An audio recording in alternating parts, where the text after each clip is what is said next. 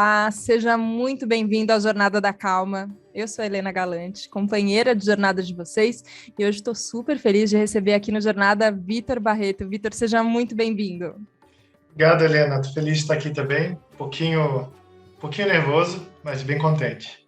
Vem comigo que o nervosismo passa, ele bate em mim também, por isso que a gente respira fundo antes de começar, a gente convida os nossos ouvintes a respirarem fundo também, mas eu vou contar aqui, eu admiro o Vitor e ele nem sabe há quanto tempo que eu o acompanho, ele é editor da Lúcida Letra, uma editora de livros budistas incrível, que eu vou dizer para você, eu vou mostrar agora no vídeo para ele, mas para vocês eu vou contar, que eu guardei a cartinha que eu recebi junto com o primeiro livro que eu comprei, porque eu fiquei tão tocada que você escreveu assim para mim, ó. Eu gostaria de lhe agradecer por comprar na Luz da Letra. Tenho trabalhado com livros do Dharma desde 2012 e fico muito feliz em ser apoiado por tanta gente. O pedido que você fez é uma ótima forma de apoiar a publicação dos ensinamentos budistas e apoiar uma editora independente. E você começa a contar de todo o trabalho que existe por trás de um livro, toda a mensagem que está por trás, mas só fiquei sentindo muito isso, assim, um carinho muito grande, uma devoção muito grande, e eu fiquei curiosa sobre essa postura de fazer as coisas, e até essa expressão. Livros do Dharma, eu não entendo tão bem, e eu acho que é uma boa oportunidade de entender. Me conta um pouquinho como surgiu a Luz da Letra? Bom, vamos lá. Eu já trabalho com edição de livros tem mais tempo. A Lúcida Letra, ela começou em 2012, mas antes eu trabalhava com livros de design gráfico. E, e aí, quando eu comecei a praticar o budismo em 2011, começou a surgir entre os meus amigos que também estavam começando ou já praticavam, sempre tinha, né? Assim, você viu o livro novo do mestre tal, ou você já viu um comentário sobre tal ensinamento, e era sempre em inglês, os livros eram difíceis de conseguir, e aí eu já estava trabalhando com livros, né? E aí o pessoal começou a perguntar assim, pô, não dá para você publicar? Como é que seria? Como é que não seria? E eu nunca tinha lançado livros de autores estrangeiros, né? A editora que eu tinha antes só publicava autores brasileiros.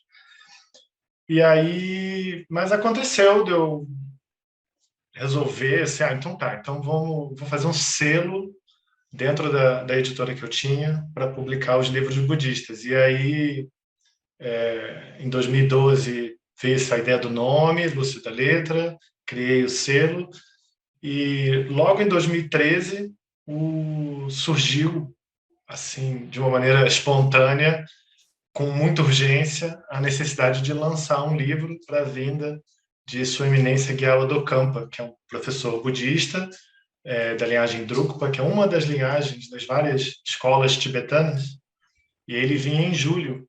Então, em 6 meses, isso foi em janeiro que eu descobri essa urgência, né?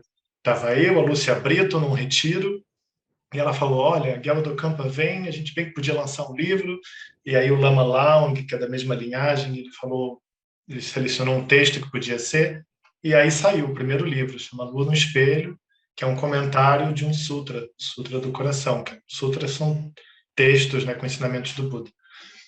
E aí a coisa foi, assim, as coisas acontecem de um jeito muito pouco planejado, assim, de 2012 para cá foi tudo sendo muito vindo pela demanda, por causas e condições assim muito variadas que fazem com que um grupo budista, né, uma sangha, venha com a aspiração de ter um livro publicado do professor deles, ou então um lançamento que aparece, surge, e aí alguém resolve apoiar, e as coisas foram acontecendo assim. O comecinho foi esse, assim, em 2012, 2013. Agora, é um trabalho que acaba ficando muito centralizado em você, eu tenho uma equipe. Porque eu vejo você fazendo os vídeos de explicação do livro, assinando as cartinhas que vêm junto, respondeu o meu e-mail, que eu recebi e-mail pela editora, eu falei, eu vou tentar falar com o Vitor, vai, quem sabe se eu responder esse e-mail aqui, será que ele veio e estava vendo jornada? E você respondeu prontamente, fica tudo passa por você? Como é que é hoje? A editora ela é bem pequena, né? A Lúcida Letra, ela, ela não é mais um selo. Em 2017 eu vendi a outra editora, que publicava os livros de design, e fiquei só com a Lúcida Letra. Então agora já são 5 anos, né, só com os livros do Dharma. E aqui dentro da editora, bom, estou em casa, mas no Aham. escritório da editora é só eu. Mas não dá para dizer que a editora sou eu, porque é uma enormidade, assim, quase uma infinitude de seres que trabalham em cada livro, né? Porque tem os tradutores, revisores, eu procuro envolver pessoas que sejam praticantes ou que tenham conexão com o ensinamento ou com aquele professor ou professora, né? Aquele mestre. Então, acaba que na rotina, né? No dia a dia da editora, eu trabalho sozinho, né? Bem isso que você falou, né? Eu gravo vídeo, eu gravo Uhum. podcast, assino a cartinha, embalo os pedidos. Mas no processo de edição, aí é bastante gente, assim. Aí eu vou coordenando, né? Entendi, entendi. E me explica a palavra Dharma. Eu já ouvi ela algumas vezes em alguns contextos diferentes, um pouco no yoga, meio que numa contraposição a karma e dharma, e eu nem sei se é essa a concepção da palavra ou não. Mas você, inclusive, se despede no Dharma, Vitor. O que é? Me conta. Bom, eu não estou em muita posição, assim, de fazer muitas explicações sobre, Tá tudo enfim, o bem. Dharma no sentido mais amplo, assim, mas Aham. dentro do contexto budista, Dharma pode ser traduzido como os fenômenos, assim, de modo geral, né, tudo que a gente percebe, mas ou então quando a gente coloca Dharma com D maiúsculo, aí são os ensinamentos do Buda, o conjunto de ensinamentos do Buda é o Dharma. Então, quando a gente está, quando eu assino, né, no Dharma, né, o que eu quero expressar é que eu estou tentando ter essa relação elevada com as pessoas, né, na medida do possível, assim, de uma maneira é, menos comum, sabe? Então não é no contexto budista não tem essa contraposição de Dharma e Karma. O Uhum. budismo tem Dharma, o budismo tem Karma, mas eles não têm essa relação igual tem em outras tradições, né? Entendi, entendi. Sabe que eu estava pensando não vou dizer uma prece, não sei se é uma prece a palavra, mas que fala sobre que todos os seres atinjam a iluminação, que todos os seres sejam felizes. E a primeira vez que eu ouvi isso, eu fiquei muito tocada, e depois eu ouvi muitas vezes em outros contextos, em que eu senti uma banalização das palavras, e quase como se tivesse assim, sabe, repetindo uma coisa ali e que eu vi esvaziado de sentido de um jeito, que aí eu fiquei pensando isso, assim, ó, como é que a gente consegue manter a profundidade de sentido que as palavras têm quando elas foram unidas pela primeira vez, assim, né, como numa prece. Como e eu acredito que quando a gente está editando um livro também tem isso, assim, né? Quando o autor escreveu, tem toda um coração ali colocado em todas as palavras. E às vezes isso a gente virou um post na rede social e aí, às vezes parece que dá uma esvaziada, uma murchadinha, e aí quando você vê, você não tem mais esse sentido. Como é que é? Porque ao mesmo tempo também tem uma questão das tradições, de você repetir palavras, de você repetir rituais, essa ritualística, né? Como é que a gente faz isso? E às vezes trabalha a repetição também, mas sem cair nesse lugar do esvaziamento. Nossa, boa pergunta. Eu penso em duas coisas, assim, né? Ao longo da sua pergunta, eu fui encaixando, né, esse tema em dois lugares, assim.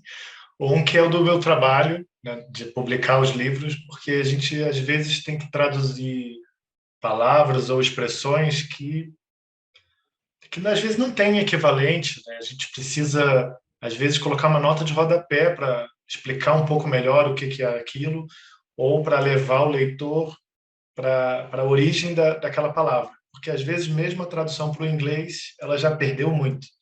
Sim. E aí, às vezes, no processo de trabalhar no livro, eu fico super feliz de aprender um monte de coisas, porque os tradutores geralmente são praticantes muito experientes e a gente consulta pessoas também, outros professores. E agora, até no final do ano, a Lúcia da Letra mudou a marca. Uma das mudanças que eu fiz, que eu estou querendo fazer, é de começar a adotar a grafia dos termos de um jeito mais próximo do original, no sânscrito, né, ou no tibetano, que for a origem. Porque às vezes acontece isso, né, de a gente se acostumar com uma tradução ou com uma versão daquela expressão, alguma coisa, e a gente entende rápido, né? A gente lê, entendi. Igual tem mindfulness, geralmente se traduz como atenção plena, e aí a pessoa, às vezes, ela tem a impressão de que, então, entendi, é só prestar muita atenção. Só que se a pessoa se debruça um pouco, ela vai ver que é mais do que aquilo, não é só prestar atenção, não é prestar atenção como quem tensiona tudo, né? Igual na sala de aula, né, que a professora grita, né? Presta atenção. Não é isso. E aí, se a gente, às vezes, escolhe uma palavra perfeita para traduzir, às vezes ela pode levar o leitor a ter essa compreensão é, mais rasa, né? Então, a gente tem essa medida, né? Em que medida era melhor deixar uma palavra alienígena para a pessoa ter que se debater um pouco com ela? Eu tendo a pensar que isso é positivo, porque isso pode proteger um pouco essa banalização que você falou, né? Então, é, tentando pensar em algum exemplo, assim. Mas uma palavra do primeiro ensinamento do Buda que né, a realidade, né, tudo que a gente vê, tudo que a gente experiencia é dukkha. E aí era muito comum se traduzir dukkha como sofrimento. E aí vinha, a vida é sofrimento. Como se o Buda tivesse dito simplesmente a vida é sofrimento. E aí é muito comum que algumas pessoas que não têm contato com o budismo, elas podem pensar, nossa, mas eu ouvi falar que o Buda disse que é tudo sofrimento, então é pessimista, é ruim, é para baixo.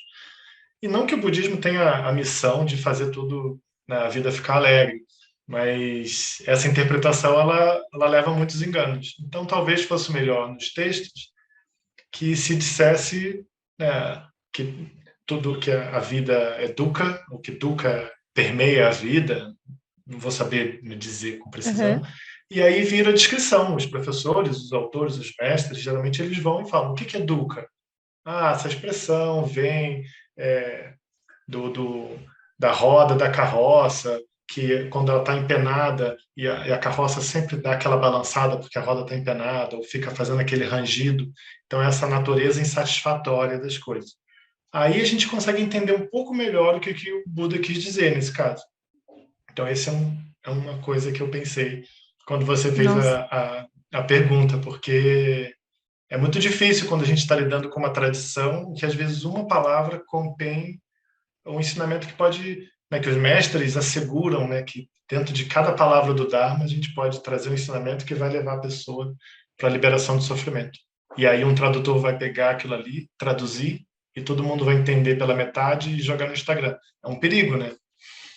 E aí o outro ponto que eu pensei é que eu acho que é um jeito da gente, por um lado, isso é inevitável de se banalizar, principalmente porque o budismo e acho que outras tradições mais antigas e contemplativas, elas estão ganhando um pouco mais de atenção, porque eu acho que a gente precisa, né? Sim. Mas está mais acessível. Mas então, por um lado, isso vai acontecer, mas por outro, eu acho que a gente tem maneiras de se proteger disso, né? Então, a gente, pelo menos dentro dos ambientes de sangha, assim, de comunidades de praticantes, a gente tem esse cuidado de tratar é, né, de tratar, por exemplo, os ensinamentos como algo elevado. Então, eu tento expressar isso do meu jeito com a luz da letra, eu mando o livro dentro de uma bolsinha, assim, para pelo menos de modo não verbal, né, não dito, mas aquele livro que está ali, ele não é qualquer coisa, ele não é um documento dentro de um envelope que foi rodando por um caminhão. Tem uma coisa preciosa ali. Então a gente pode ir cuidando disso, né? Como aquilo ali é algo precioso. Aí talvez a gente se lembre disso quando dá muita vontade de compartilhar alguma coisa, a gente lembrar, nossa, mas isso aqui é alguma coisa preciosa. Se ele encontra a pessoa certa, ele pode liberar a pessoa de um sofrimento. Então, eu acho que a gente pode se cercando de lembretes, assim, pode ser bom. Nossa, concordo muito, assim, eu acho que essa visão que a gente tem de tornar as coisas, não é tornar as coisas elevadas, né, mas considerar toda a elevação que já está contida nelas, eu percebo que isso me coloca num estado diferente, assim, sabe? Parece que a hora que eu vou ler, eu já entro num estado diferente, o que é bom.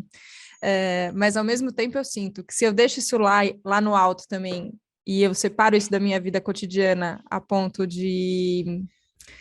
Ah, eu faço um programa que chama Jornada da Calma, e a gente fez um episódio lindo sobre budismo, e não sei o quê, e aí eu saio aqui e saio passando por cima de todas as pessoas que eu vejo na frente, porque, não, porque a vida é difícil mesmo, então vou pegar minha carroça aqui que tá com a roda balançando e vou passar por cima das pessoas, porque é isso. E para mim isso não seria incoerente e acho que, né, enfim, de pouca valia, assim, né? Então eu fico tentando achar esse lugar onde a gente mantém as coisas elevadas, porque a gente tem que entender toda a sabedoria que está contida nelas, e eu acho uma postura de reverência que eu vejo na atmosfera religiosa, que a gente desaprendeu muito, eu acho que a gente, cultura ocidental, Brasil, não sei, minha bolha, se é só isso, mas eu acho que a gente desaprendeu um pouco essa postura interna de reverenciar alguma coisa que a gente acha muito importante, de muita sabedoria, muito sábio. Então, eu acho que tem essa tentativa de ir lá para cima, mas ao mesmo tempo de também só não deixar lá em cima, né? De também deixar na parte prática. E às vezes isso eu me pego. Com alguns termos que eu falo, cara, meio alienígena isso daqui para mim, eu ainda não entendi. Deixa eu ler de novo, deixa eu ler de novo. Putz, não entendi mesmo. Então, deixa eu continuar mais um pouco e seguir mais um pouco. Como praticante para você, Vitor, como essa conciliação, eu nem sei se é conciliação a palavra assim, sabe? Mas de fazer isso ser parte do seu dia a dia, fazer isso ser parte da sua prática diária, e também entender que isso é maior até do que o nosso cotidiano também. Pois é, eu acho que eu sou muito afortunado por trabalhar com o que eu trabalho, porque eu não sei se eu trabalhasse com alguma coisa que tivesse, que não, porque o meu trabalho ele é evidentemente conectado a, a, ao que me toca, né? Ao budismo, a uma tradição contemplativa que trabalha muito com o tema da compaixão, de olhar para todos os seres. E aí é óbvio que eu, no meu dia a dia, tenho mais momentos em que eu me esqueço disso do que os momentos em que eu me lembro, mas ao mesmo tempo no trabalho, eu fico muito impressionado, estou sempre impressionado com a maneira como a relação das pessoas, por exemplo, com a editora, ela é diferente das que eu vivi na editora anterior ou em outros trabalhos que eu já tive. Então, o trabalho me ajuda a lembrar muitas vezes assim de como que existe uma relação de interdependência. Eu comecei a chamar a editora de editora interdependente, porque tem relações que a gente às vezes não percebe e que elas são muito profundas. Eu recebo, assim como você respondeu um e-mail, né, às vezes as pessoas respondem pedindo uma sugestão de livro porque elas estão passando por um sofrimento profundo e aí elas contam. E aí, dali a 2 anos, a pessoa quer dar aquele livro de presente para alguém que está passando pela mesma coisa, mas que ela já conseguiu, né, ela já lidou bem com aquilo. E aí isso vai ficando. Essa interdependência, né, que na editora, para mim, vai ficando sempre muito evidente, me ajuda a lembrar, né, de novo e de novo. Nossa, isso né, com que eu trabalho é precioso, não só para mim, as pessoas também veem isso como precioso, isso gera algum benefício e que vai além do que eu posso imaginar. E, e se eu me mantiver aberto também, mais coisas acontecem. De vez em quando acontece de alguém que conhece alguém que quer apoiar a publicação de um livro que eu nunca imaginei ser possível lançar. E aí, quando eu vejo, o livro está saindo e as pessoas estão se sentindo tocadas. Então, eu não sei se eu respondi bem a sua pergunta, Sim. mas a Lúcia da Letra me ajuda a lembrar que essa relação não, né, que essas relações da editora, elas não são relações comerciais, elas não são, eu não estou vendendo um produto para alguém, embora esteja, mas são pessoas que estão se conectando com um tema, com alguém que está trazendo os ensinamentos do Buda, que é algo que para mim é precioso, e que aquilo é capaz de verdade de gerar benefício. E não só o livro, né? Então toda a relação. E aí eu vejo como as pessoas se sentem tocadas às vezes por uma cartinha, né? Como você falou, que eu tento ter o cuidado, né? Porque acontece, às vezes o livro sai com um errinho. Então eu peço para que as pessoas me avisem. E aí na outra editora que eu tive antes de design gráfico, não era raro alguém falar assim: ó, achei um erro aqui, vocês tinham que ter vergonha, quero trocar, quero dinheiro de volta, alguma coisa assim.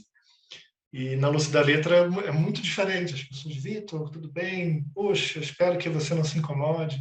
Tem uma palavrinha aqui que está, sei lá, o T aparece 2 vezes. Puxa, mas a gente revisou 2, 3 vezes, mas muito obrigado, tal. Então tem essa relação mais pessoal e que está olhando para alguma coisa maior do que eu estou vendendo um livro, a pessoa está comprando um livro. É um ensinamento que está disponível para milhares de pessoas. Imagina, a Luz da Letra até hoje alcançou milhares de pessoas. Então são pessoas que podem ser tocadas por aquilo, elas podem ser ajudadas ou podem ajudar alguém. Então se eu lembrar que aquilo é maior do que só aquele pequeno trabalho que eu estou fazendo, né, de responder ou de embalar, isso me ajuda muito.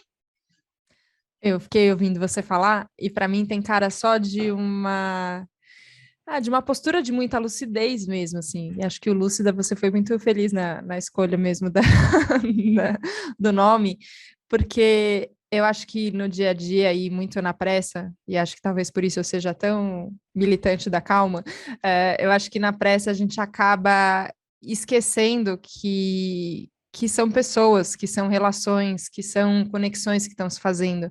E aí a gente manda um e-mail porque viu um erro em algum lugar, você esquece que vai ser uma outra pessoa que vai responder aquele e-mail.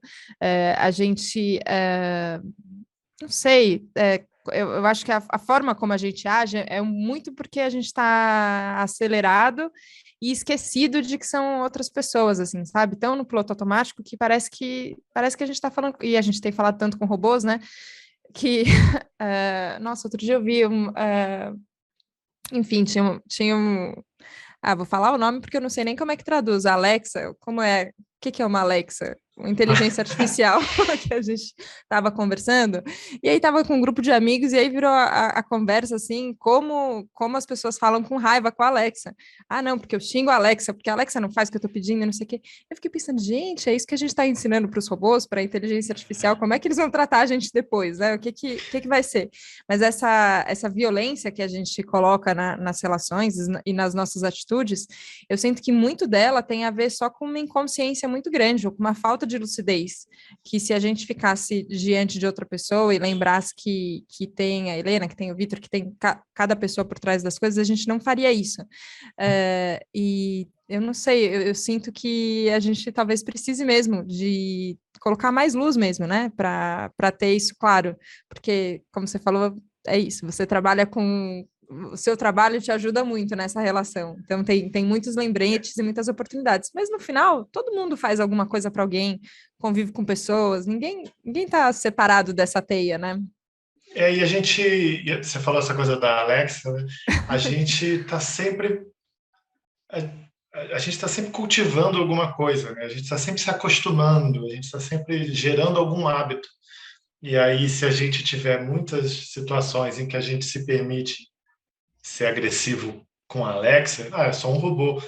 Mas que hábito que eu estou gerando, né? Que cultivo que eu estou fazendo ao deixar uma linguagem agressiva ganhar tanta liberdade assim? Não preciso me reprimir, é claro que não, né? Vamos ser assim, né, cuidadosos e amorosos com nós mesmos, mas talvez se eu puder, né, me cercar de lembretes de que tudo que eu faço é um cultivo, é uma geração de hábito, melhor.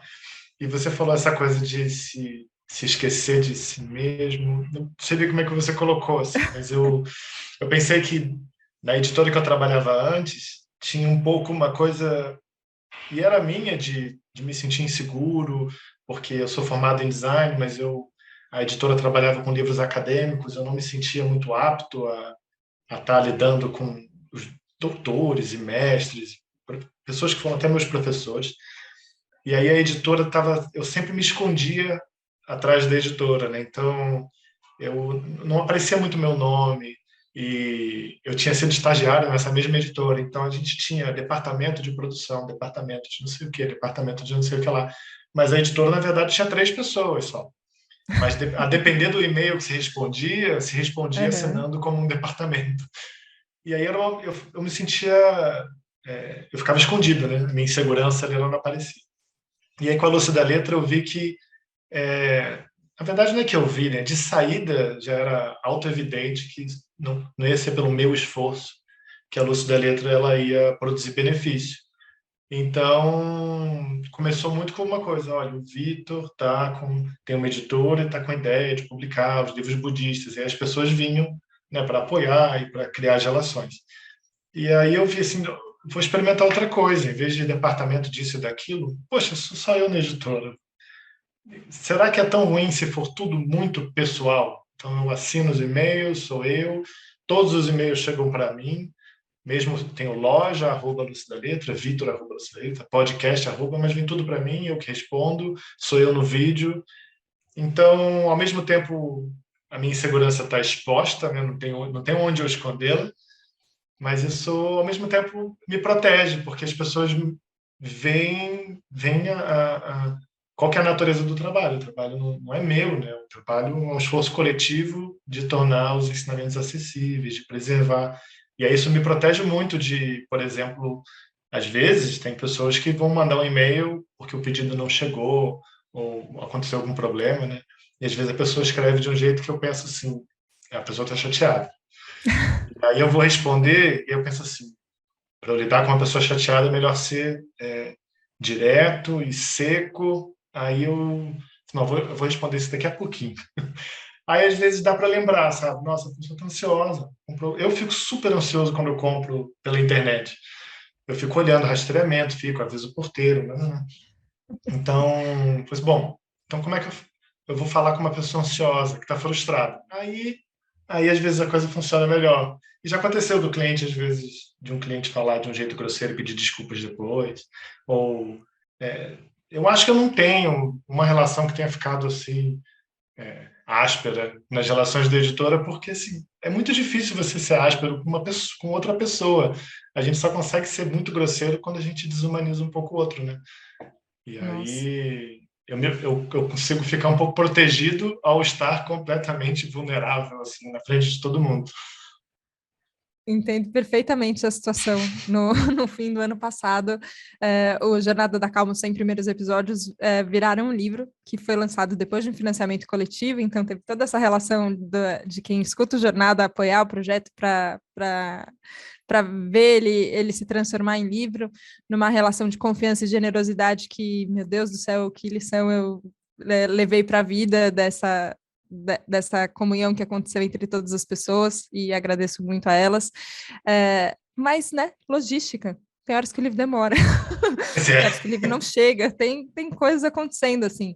E mesmo as pessoas que vieram me procurar falando, Helena, meu livro não chegou. E eu achava curioso, assim, que a pessoa falava, Helena, talvez eu esteja um pouco ansiosa, mas eu queria que o livro da Jornada da Calma chegasse logo.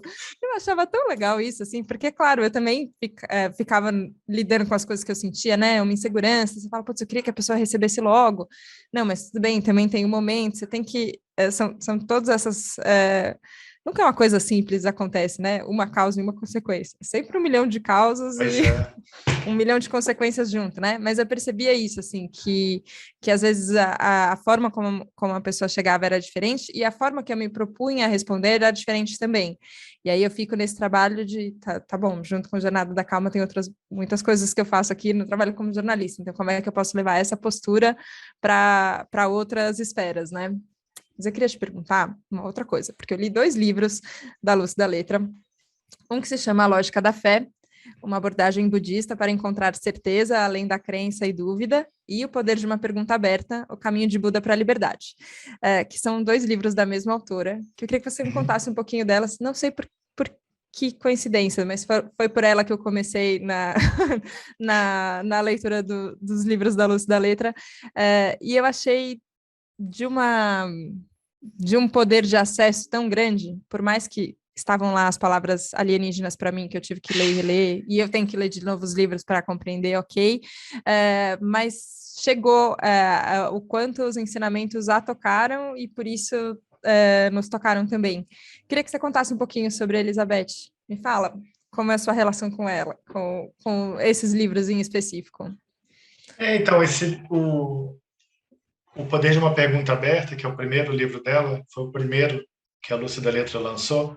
Eu tinha lido ele logo no começo da editora, eu ainda recebia os livros físicos. Às vezes a agência ou a editora mandava os livros, alguns livros assim meio de vez em quando chegava algum livro, né? Agora não tem acontecido mais, assim, agora é tudo online, né? E eu gostei do nome do livro, que era The Power of an Open Question mesmo. E eu li o livro em inglês, eu adorei, eu achei ele muito acessível para apresentar um tema que nem sempre é tão acessível, porque ela se propõe a falar de vacuidade, que é um termo corrente dentro do budismo, mas que, para quem não conhece, sim, aquilo pode soar um pouco assustador, um pouco nihilista, né? Uma coisa negativa, né? Ah, nada tem existência intrínseca, né, em si. Então nada é nada, e aí ela vai a Elizabeth, de um jeito super hábil, ela se propôs a escrever um livro inteiro sobre esse tema, sem usar a palavra vacuidade. Tem um capítulo que é a palavra com V, como se fosse uma palavra proibida. E eu fiquei encantado. E aí, um tempo depois, a Lia Beltrão, que fez a tradução, a gente conversou, ela se animou de traduzir, e eu achei que ela foi muito hábil, porque a Elizabeth é uma professora ocidental, ela é americana e ela é casada com um grande mestre, teve um filho, mas ela, mesmo com filho, ela fez um retiro longo num centro de retiros que ela tem. E aí o filho, né, a única pessoa com quem ela tinha um contato constante era o próprio filho, assim. Então ela é muito hábil em traduzir, né, tipo, uma linguagem que a gente acessa, né? Então eu não me lembro se é nesse ou no Lógica da Fé que tem coisificar, né? Coisificação, né? A gente às vezes pega uma experiência e transforma ela em uma coisa, a gente objetifica as coisas. E aí ela fala muito sobre esse fenômeno. E aí o livro foi estudado em uma comunidade online por, sei lá, 500 pessoas e foi muito impressionante como que deu para ver na prática que, apesar de ser um tema complexo, que é o tema do caminho do meio, que não é moderação, né? Existe um caminho do meio que pode ser moderação, né? Nem tanto, nem tão pouco. Uhum. Mas ali é o que é a visão que está além dos extremos. E essa é uma visão elevada, de sabedoria, né? A Elizabeth está destrinchando o que é a parte de sabedoria do budismo. O budismo tem, se diz, né, as duas asas de um pássaro, né? Compaixão e sabedoria. E aí ali ela está falando como é essa visão de sabedoria do Buda. E ela faz isso de um jeito super hábil, com exemplos muito mundanos, né? Ela fala de quando ela estava escalando e como que, às vezes, na tensão e no medo, ela não via saída, mas dali a pouco, quando ela relaxa um pouco, aparecem, né, saídas ou pedras ou ranhuras que ela não via, e aí ela sai. Como é que ela não via e de repente ela passou a ver? E aí ela usa esse exemplo tão trivial para trazer toda essa visão de sabedoria do Buda, né? Mas eu não tenho uma relação com a própria Elizabeth, eu como editor, mas porque teve uma comunidade, né, o lugar fez um estudo coletivo, né, do poder de uma pergunta aberta. E aí, logo em seguida, eu consegui os direitos para o Lógica da Fé, que ela continua um pouco essa coisa essa visão da sabedoria, e ela fala muito da interdependência, também, né, de como que como você falou, não é uma causa e uma consequência, né? São inúmeras causas e condições que a gente às vezes não vê, que produzem, né, as coisas que a gente vê, que a gente experiencia. E aí, por conta de uma comunidade de pessoas, nem todas budistas, aliás, eu acho que a maior parte nem é budista, eu acho, são pessoas que estão interessadas naquela visão de sabedoria e como que ela pode se aplicar à nossa vida e diminuir um pouco a confusão. Eles conseguiram contato com ela, então ela gravou um vídeo para gente, e aí hoje ela já tem um centro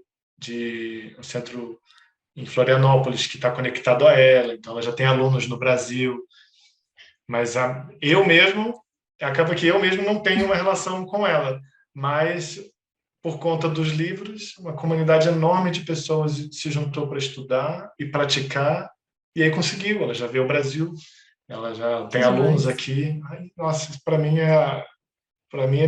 não é missão cumprida porque nunca acaba, mas dá uma sensação assim, de realização. Mas não sei também se eu respondi a sua pergunta. Sim, sim, respondeu. Eu tinha essa curiosidade de saber se, às vezes, no processo de edição, quando o livro é traduzido, a gente não tem um contato tão perto, né, com o autor, às vezes tem, para saber isso, mas acho que você pegou exatamente o ponto. Esse exemplo da escalada no Poder de uma Pergunta Aberta, para mim, fica muito, muito, muito claro, assim, que eu acho que a gente aprendeu a só dar os passos se a gente tem certeza, né? E aí a gente jura que a gente está vendo as coisas, só que não estamos, assim, se a gente para ver, você fala, nossa, tem uma miopia, assim, tão grande, a coisa pode estar no nosso nariz e se a gente está com uma ideia fixa, a gente não vê o que está acontecendo. É impressionante, assim, às vezes eu me espanto com a minha própria capacidade de ignorância do que é óbvio. Você fala, cara, não tá assim, às vezes é o nosso sentido que está nos enganando, às vezes é a nossa mente mesmo que fica contando uma história e você fica acreditando só nessa história e não consegue ver outra coisa além da história que você já está contando. E ela descreve essa sensação de abertura, e eu acho que até no Lógica da Fé isso também fica, né? Porque fé e lógica já é uma coisa que parece que a gente não consegue juntar, Juntar, né? associar, parece que uma coisa, outra coisa, e ela fala a lógica da fé, e vai nisso, assim, para além da crença e da dúvida, né? Então, para além do que a gente jura que é certeza, ou para esse niilismo também, que eu acho super paralisante, que aí você fala, então tudo é sofrimento, então tudo é uma droga, então não vou falar o xingamento aqui, porque estamos no Jornada da Calma e vamos manter a frequência elevada, mas, tipo, peraí, deixa eu respirar um pouquinho, mas em vez de você entrar nessa, então que se dane tudo, a gente pode, né? Ok, a gente não tem certeza, as coisas não são tão claras, tem mais para a gente ver, talvez a gente esteja se confundindo, mas ainda assim dá para seguir num caminho mais propositivo, né? E depende dessa abertura. E aí eu queria te perguntar também como praticante, assim, essa abertura vai ficando cada vez mais aberta? Você sente isso no contato com praticantes ainda mais experientes que o que muda, talvez, além, claro, da devoção e da sabedoria, é do quanto a nossa mente fica aberta?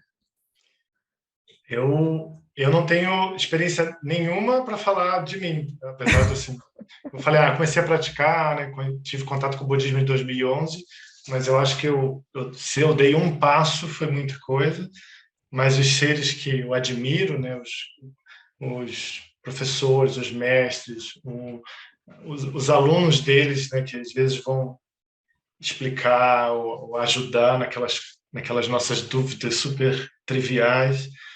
Eu vejo muito isso. Assim, tem uma confiança, que é um pouco do que a Elizabeth fala no Lógica da Fé, uma confiança, uma segurança, uma confiança nessa abertura completa, né? Não tem nada para se apoiar. Ela fala isso, né? Como é que a gente se encontra segurança? Como é que a gente encontra uma maneira de ficar ereto e sereno quando tudo se move o tempo todo, quando nada é confiável? Como é que a gente fica confiante quando nada no mundo é confiável? Porque tudo muda, as coisas elas sempre se revelam insatisfatórias, porque, enfim, a impermanência é uma realidade. E aí como é que faz? E aí eu acho que quando a gente olha os grandes seres, assim, os grandes mestres, a gente vai olhando ao longo do tempo como que a caminhada é confiante, né? Agora, na semana passada, né, faleceu Thich Nhat Hanh, eu não sei como é que fala o nome dele, um grande Ai, mestre um dia a gente zen aprende, mas sim. vietnamita. E aí ele tinha essa coisa assim de, imagina ser décadas fazendo um trabalho, se exilou depois da Guerra do Vietnã e ele firme naquele propósito de fazer esse trabalho, com uma confiança inabalável, sem depender de nada, né?